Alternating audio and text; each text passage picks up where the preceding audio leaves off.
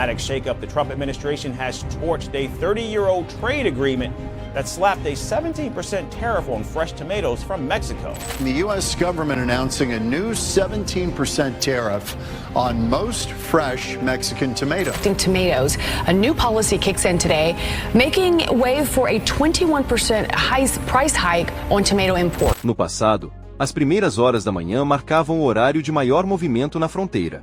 Motores roncavam, reboques se enfileiravam para inspeção e o ar era preenchido pelo ritmo do comércio que sustentava pequenas cidades. Hoje, o silêncio pesa mais do que qualquer ruído. Caminhões carregados esperam sem destino, produtos murcham sob o sol e fazendeiros assistem a anos de trabalho escapando por entre as mãos. O que começou como uma disputa no papel espalhou-se pelos campos e comunidades, deixando os meios de subsistência em risco. O Canadá se afastou. O México conquistava terreno, e a luta transformava-se em algo muito maior do que comércio. A dúvida pairava: quanto tempo até que o sistema ceda completamente? E o que restaria quando a poeira finalmente baixasse? A Agência Canadense de Inspeção de Alimentos fundamentou sua decisão nos termos precisos da regulamentação, citando resíduos de pesticidas e preocupações recorrentes com a qualidade. Oficialmente, tratava-se de um ato rotineiro de supervisão, o tipo de política imersa em linguagem técnica que raramente gera discussão. Contudo, por trás da formalidade, encontrava-se uma decisão calculada, com pouco vínculo à segurança alimentar. Tratava-se de um redirecionamento deliberado do poder agrícola na América do Norte. A mudança no mercado pegou milhares de agricultores americanos desprevenidos. Em 48 horas, as travessias de fronteira que antes transmitiam o pulso do comércio ficaram em silêncio. Quase 150 caminhões de tomates da Califórnia estacionaram na Ponte da Paz, barrados de entrar no Canadá. Outros 89 carregamentos pararam na Ponte do Embaixador, com as unidades de refrigeração zumbindo enquanto o valor caía a cada hora. Não se tratava de números abstratos de um relatório oficial. Representavam um fluxo anual de 340 milhões de dólares, receita que sustentava 2.400 famílias de agricultores americanos. Esse dinheiro financiava hipotecas, escolas, hospitais rurais e mantinha vivas as economias frágeis de pequenas cidades. Uma única decisão havia cortado a tábua de salvação. O momento tornou o golpe ainda mais doloroso. Poucas semanas antes, o Canadá havia firmado acordos no valor de 180 milhões de dólares com produtores de estufas na Colômbia Britânica e em Ontário. Instalações domésticas, aceleradas e totalmente financiadas, surgiram para substituir quase o mesmo volume de tomates que antes vinha da Califórnia. A mensagem foi inequívoca: o fornecimento americano já não era essencial. Tom Richardson, agricultor dos arredores de Fresno com mais de 3 décadas de experiência, resumiu a realidade. O problema não estava na qualidade da colheita, mas no fato de o Canadá já ter assegurado uma alternativa. Esse passo inicial marcou o primeiro dominó de uma retirada ainda maior da agricultura americana. Enquanto agricultores da Califórnia absorviam o choque, outra transformação ganhava forma a 2.000 quilômetros ao sul. O México, em vez de assistir às consequências, aproveitava a oportunidade para avançar no cenário global. Não se tratava de uma expansão comum, mas de um aumento de 12 bilhões de dólares em investimentos orquestrados por gigantes europeus do agronegócio, que buscavam confiabilidade, eficiência e novos parceiros para as próximas décadas. Sinaloa, Sonora e Baja Califórnia tornaram-se a linha de frente dessa transformação. Dos bilhões investidos, mais de 7 foram destinados a estufas avançadas e operações hidroponicas, que garantiram produção estável em todas as estações e reduziram em quase 40% o consumo de água em comparação com os métodos tradicionais que ainda dominavam as fazendas americanas.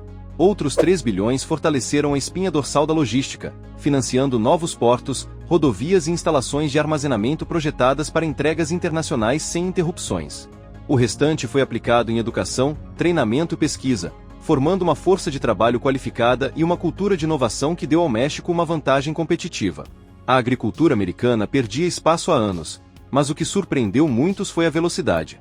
Revoluções agrícolas geralmente levam décadas, mas os novos parceiros do México expandiram os pontos fortes já existentes em ritmo impressionante. Em apenas 8 meses, tomates mexicanos premium surgiam nas prateleiras europeias a preços quase um quarto inferiores aos das exportações americanas. A economista Maria Helena Vasquez, da Universidade de Guadalajara, explicou a importância com clareza. No momento exato em que a agricultura americana perdia a confiança no exterior, o México se apresentou como fornecedor estável e mais barato. Compradores europeus, frustrados com atrasos americanos, voltaram-se para o sul sem hesitar. Essa guinada expôs a vulnerabilidade dos Estados Unidos nos mercados globais de alimentos. Os efeitos foram muito além de contratos de exportação e estatísticas comerciais. Nas cidades agrícolas da Califórnia, as consequências tiveram forte impacto humano. Watsonville tornou-se um exemplo claro. A usina de processamento que antes empregava centenas de pessoas estava agora desativada. Empresas de transporte rodoviário que dependiam do comércio fronteiriço reduziram-se a equipes mínimas. Revendedores de fertilizantes, oficinas mecânicas e até restaurantes frequentados por motoristas lutavam para manter as portas abertas. Economistas descrevem o processo como um efeito multiplicador. Para cada dólar perdido na porteira da fazenda, quase 2 desapareciam na comunidade. Moradores locais usavam palavras mais diretas: ruína. Em condados dependentes da agricultura, o desemprego superava 30%. Unidades de processamento funcionavam com metade da capacidade. Famílias que viviam da terra por gerações deixaram suas casas em busca de estabilidade. As perdas extrapolaram o aspecto econômico. Escolas em regiões agrícolas registraram quedas acentuadas nas matrículas, forçando distritos a encerrar programas e consolidar turmas. Em Delano, a superintendente Janette Morrison relatou a dor de ver famílias tradicionais se mudarem. Cada saída significava menos estudantes, menos financiamento e recursos ainda mais escassos. Hospitais seguiram o mesmo caminho. Já pressionados, centros médicos rurais reduziram serviços à medida que o número de pacientes diminuía e as dívidas aumentavam. Os valores dos imóveis no cinturão agrícola da Califórnia caíram quase 20% em apenas 6 meses, arrastando comunidades inteiras consigo. O que começou como uma disputa pelo tomate revelou-se parte de uma batalha mais ampla pelo domínio agrícola. Os alimentos deixaram de ser vistos apenas como commodities. Tornaram-se instrumentos estratégicos, vinculados à segurança nacional e à influência global. A União Europeia, marcada pela dependência energética da Rússia, já aprenderá o custo de depender excessivamente de um único fornecedor.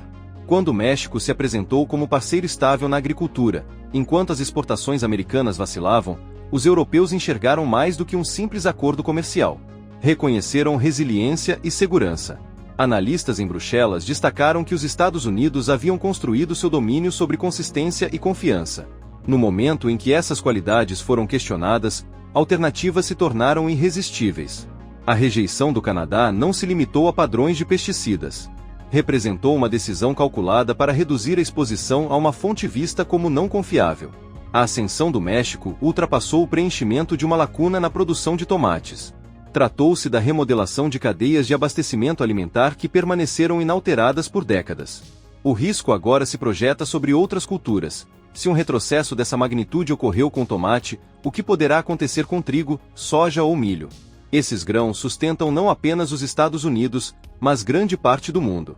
A vulnerabilidade americana, antes velada, tornou-se explícita aos olhos globais.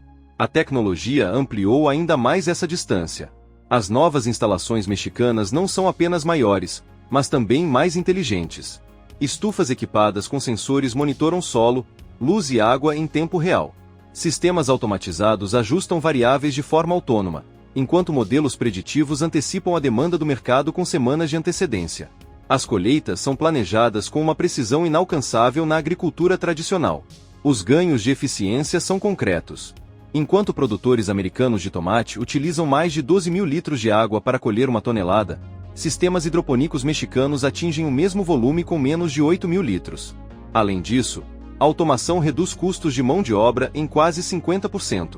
As culturas permanecem protegidas de riscos climáticos que podem destruir safras inteiras nos Estados Unidos.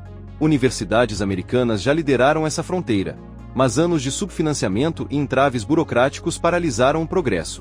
Em contraste, empresas europeias e grupos de tecnologia chineses levaram seus sistemas mais avançados diretamente para os campos mexicanos. O resultado é uma desigualdade tecnológica crescente, que deixou a agricultura americana para trás. A pesquisadora Patricia Williams, que deixou a Califórnia para atuar na Europa, sintetizou a frustração. Os avanços existem, mas, nos Estados Unidos, a burocracia e os sistemas obsoletos impedem a adoção. Ao sul da fronteira, esses mesmos avanços já remodelam a produção agrícola. O que antes sustentava a liderança americana agora alimenta a ascensão do México. Até mesmo a distribuição entrou em crise. Infraestruturas construídas para um mundo que exigia produtos americanos hoje parecem superdimensionadas e ultrapassadas. Plantas de processamento, ferrovias e frotas de caminhões foram projetadas para volumes que já não existem. O custo por remessa aumentou, já que instalações operam abaixo da capacidade, tornando exportações ainda menos competitivas. Empresas de transporte rodoviário especializadas em comércio transfronteiriço, como SAM, relatam perdas superiores a 60%. Linhas ferroviárias dedicadas ao tráfego agrícola pesado estão subutilizadas, enquanto custos de manutenção permanecem altos. O varejo respondeu rapidamente. Supermercados, atentos à oferta e demanda, substituíram tomates californianos por alternativas mexicanas. Redes regionais de supermercados enfrentam pressão constante de consumidores que exigem qualidade pelo menor preço, o que acelera a transição. Para produtores americanos, o aprendizado é amargo. Décadas de laços comerciais podem ruir de um dia para o outro, quando uma única decisão remodela o futuro de todo um setor. Durante gerações, famílias estruturaram sua sobrevivência sobre a previsibilidade do comércio internacional. Muitas vezes contraíam empréstimos com a segurança de que suas colheitas anuais seriam vendidas. Essa certeza colapsou quase da noite para o dia. O crédito agrícola, historicamente baseado em mercados estáveis, foi abalado quando o Canadá fechou as portas para os tomates americanos. O Federal Reserve, Fed, registrou a extensão dos danos. Inadimplência em empréstimos nas regiões produtoras de tomate cresceu 78% desde a proibição, enquanto pedidos de falência avançaram 45% em apenas 8 meses. Esses números, contudo, não revelam toda a realidade. Muitos pequenos agricultores, incapazes de cobrir custos legais, simplesmente abandonaram suas terras, deixando para trás propriedades que guardavam o legado de gerações. Bancos, antes confiantes no crédito agrícola, passaram a exigir garantias inalcançáveis para a maioria das famílias. A última tábua de salvação foi cortada. Caminhões de tomate parados nas fronteiras tornaram-se símbolo de uma história mais ampla. A decisão do Canadá expôs a fragilidade do poder agrícola americano. As perdas impressionam. 340 milhões de dólares em receitas de exportação evaporaram. Mais de 24 mil famílias de agricultores se encontram à beira do colapso. O desemprego agrícola subiu 34%, a inadimplência cresceu 78% e as falências, 45%. Mas a tragédia vai além das estatísticas. Famílias abandonam terras que sustentaram por gerações. Trabalhadores qualificados partem em busca de oportunidades em outras regiões. O esvaziamento humano aprofunda a ferida, revelando que o impacto não é apenas econômico, mas também social e histórico. E você, o que pensa sobre isso? Deixe sua opinião nos comentários. Para continuar atualizado, veja o vídeo a seguir, tenho certeza que será perfeito para você.